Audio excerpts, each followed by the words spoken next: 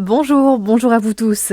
Comme plusieurs villes en France, Dijon se dresse également contre le narcobanditisme ce jour. Cet après-midi, plusieurs marches blanches auront lieu en hommage à Mehdi Kessassi, assassiné le 13 novembre dernier à Marseille. Il était le frère d'Amin Kessassi engagé contre le narcotrafic. La piste d'un assassinat en représailles des engagements militants de son frère contre le trafic de drogue reste privilégiée.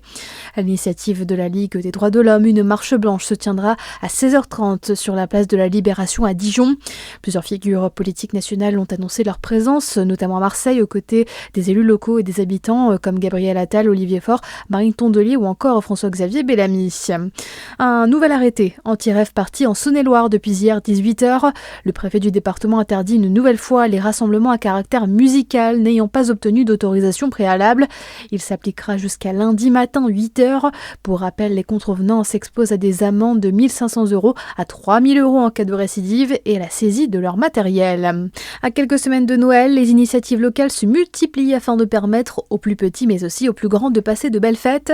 Parmi elles, les jouets de seconde main comme solution face à la précarité mais aussi au gaspillage. Apollinie et l'association de lutte contre le gaspillage proposent des mâles à inventer le monde. Ce sont en fait des coffres à jouets remplis d'objets trouvés en déchetterie. Objectif, développer l'imaginaire des enfants. Dans le reste de votre actualité, la COP30 joue les prolongations.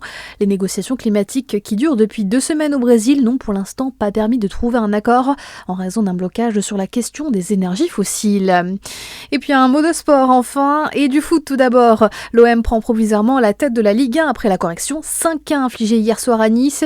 À suivre aujourd'hui Lens Strasbourg, PSG Le Havre mais aussi Rennes Monaco qui pourrait marquer le retour sur les terrains de Paul Pogba. En handball enfin, Besançon s'est imposé face à Frontignan hier en 11e journée de Pro League. Score final à la fin de cette rencontre 31-29. Bonne journée sur Fréquence Plus.